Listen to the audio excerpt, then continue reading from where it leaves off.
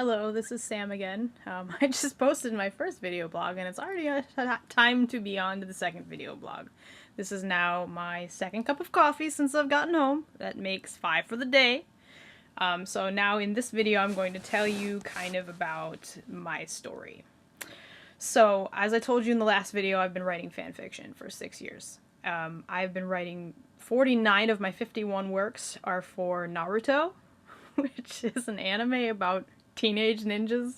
I know it sounds really stupid, so I'm gonna go ahead and take a moment to explain that the reason I got into Naruto was because it was really popular at the time, and I usually try to avoid things that are super popular on purpose, because I'm stubborn like that. But I had happened to be at college about a week early, 2 weeks early, something like that, and none of my friends were there, so there was nothing to do, and Cartoon Network was airing the first 100 episodes of Naruto, and I thought to myself, well, I could watch it all now and no one will ever know about it. So if I hate it, no one has to know I tried it, and if I like it, then so be it. And I've loved it, and I've been obsessed with it ever since. It's been 6 or 7 years now, something like that, where Naruto has actually been a really big part of my life. I love the show. If you haven't seen it, you should watch it. But basically the whole premise is that there's this kid who has had a really rough childhood and becomes the hero of his story, and he starts out as kind of an idiot, and he's annoying and obnoxious, and he just kind of wings it and lucks out through the first half of the series, and then the second half of the series really blooms into a pretty awesome hero where he has a way with people where he just kind of convinces them to be better people just simply by being blunt and speaking the truth. Maybe that's why I like it. People have often said I'm blunt to the point of rudeness, maybe just a little too honest.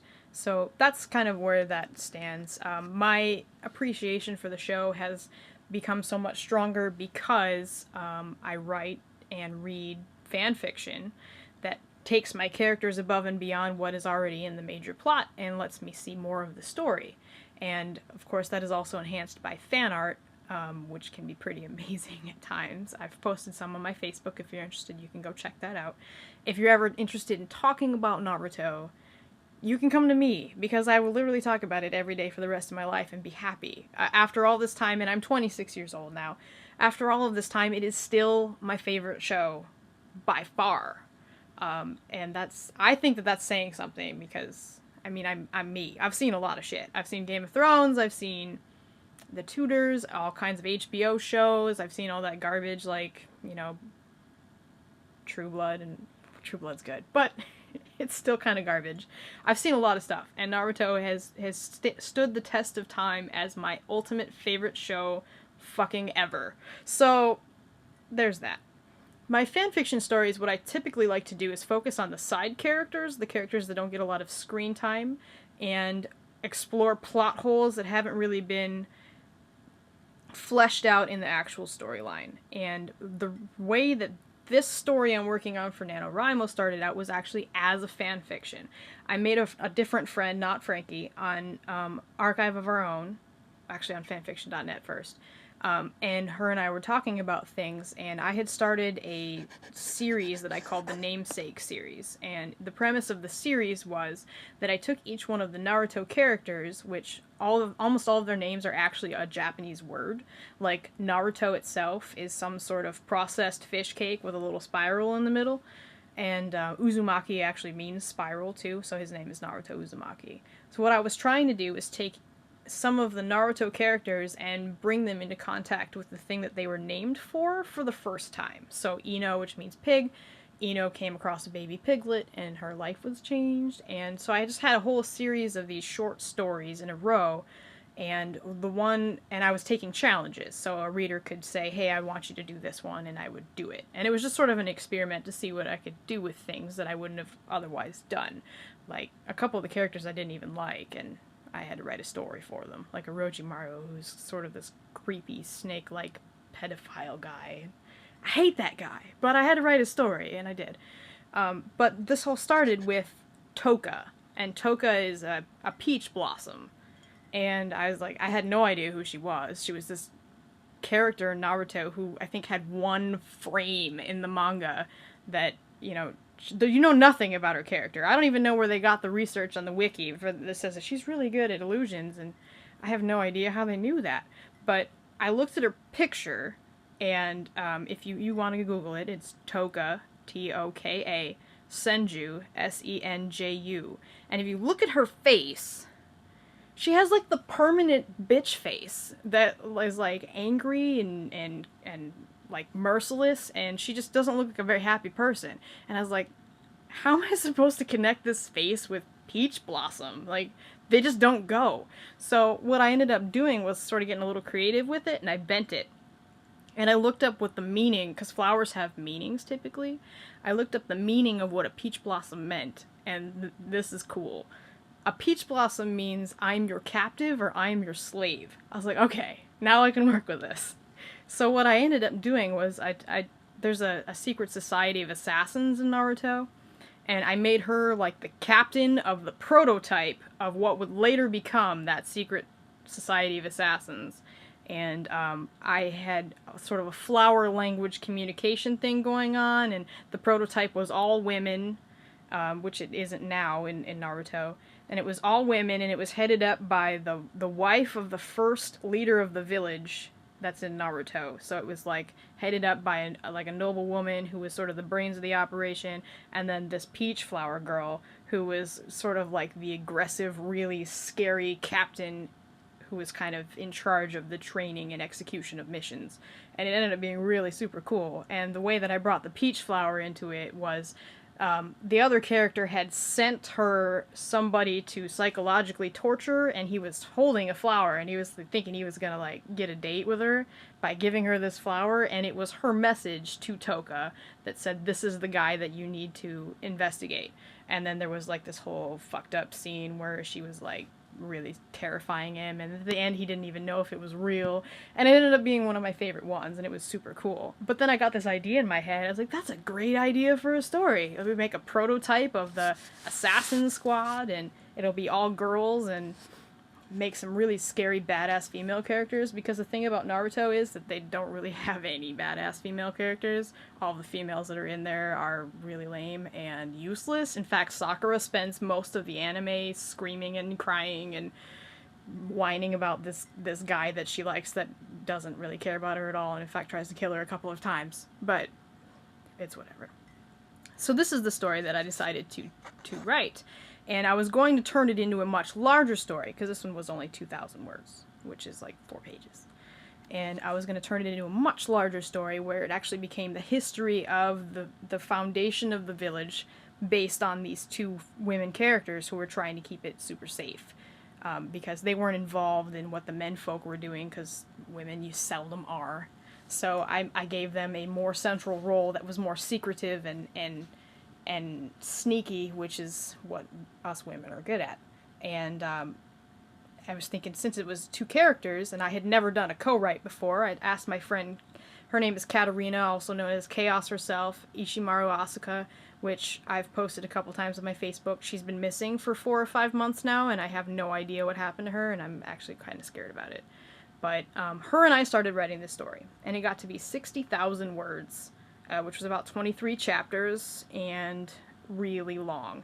And it was going awesome. I was so in love with the story. I was dreaming about it. I had all kinds of ideas. It was some of my best stuff ever. It was just really, really good. And so when Chaos disappeared, I was actually really upset about it, because it meant that not only is my friend gone, and I don't know if she's dead, it meant that my story also wasn't going to continue. And I can't publish her stuff because it's her stuff. And I can't publish my stuff without her stuff. So it was either rewrite the whole thing or abandon it entirely. So what I ended up doing was I was going to write it again. But then this whole NaNoWriMo thing started, and I was going to use one of my other old ideas that I was cooking around in my head. And then it got to be about 3 weeks ago, and found I wasn't really that excited about him after all.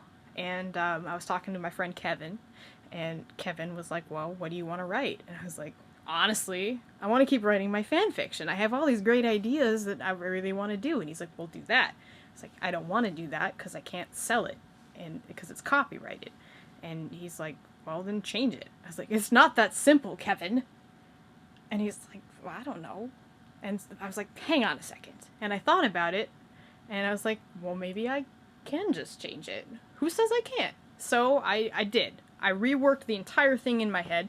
I made up a whole new world. I changed the name of the characters. I changed them slightly because I couldn't just turn like Hashirama into Bob.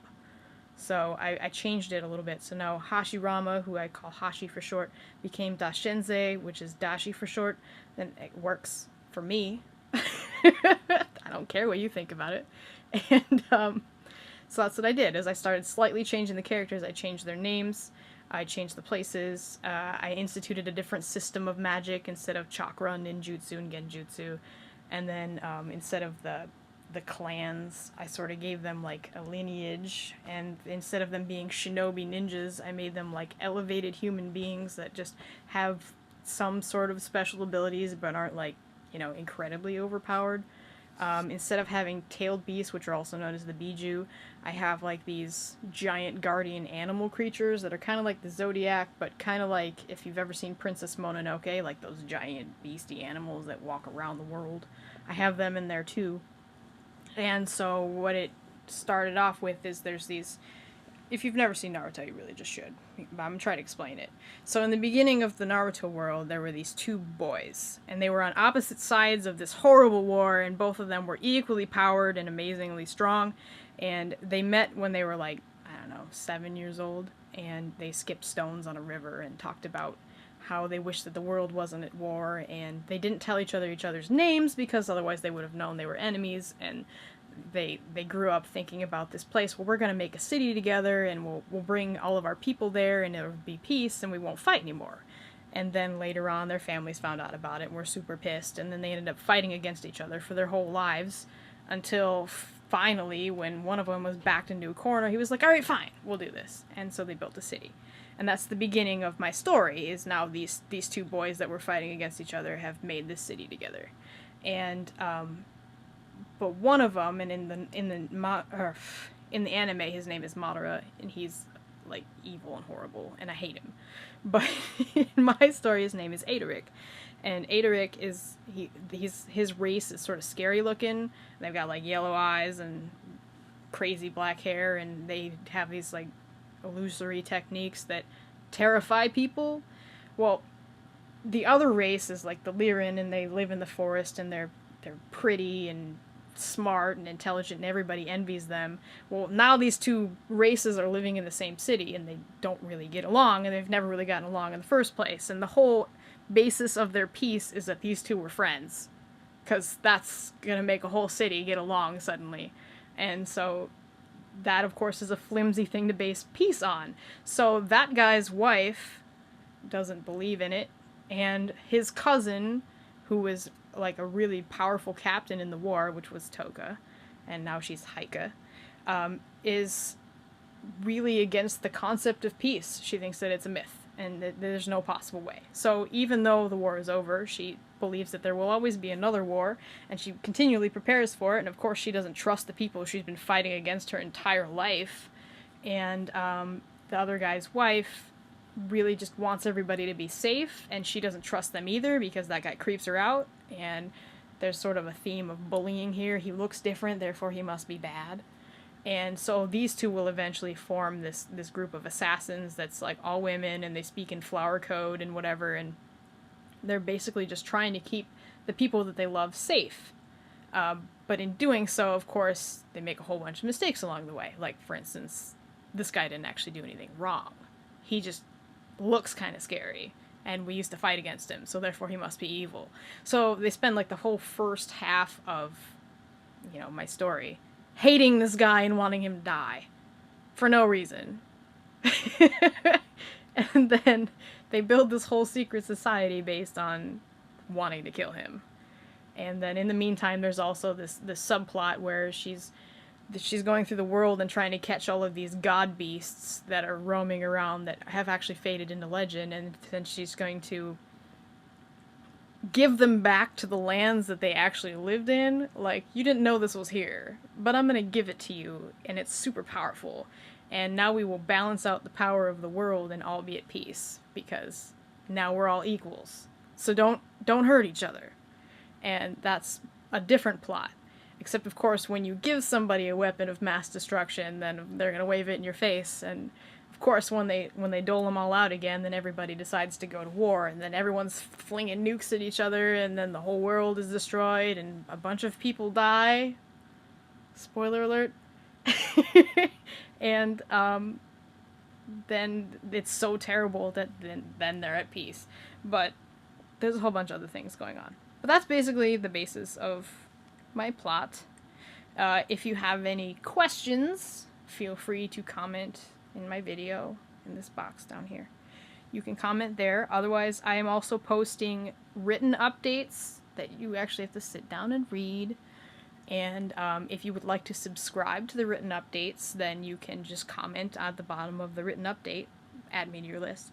I have a list saved that when I write the updates, I tag the people on that list so that they can be the first to see it. And what I'm basically doing this for is I have a lot of friends that as I've been posting these writing statuses, they're like, oh, you really make me want to write again. And I was like, are you guys just interested in how, like, my brain works? Because I can tell you. And they're like, well, yeah. So I started keeping this little blog thing, and I just have been updating them as the wheels turn and as things come out of my brain. If you're interested in that, cool, because there's a bunch of crazy shit up here. And I'm happy to share it with you if you want it. But I'll talk about all that in the next video. But yeah, if you want to read my written updates, go ahead and comment and I'll add you to that. If you want to just watch my video updates, this isn't as scary as I thought it was. So I'll do that too. And I will stop this one here and move on. Thanks again.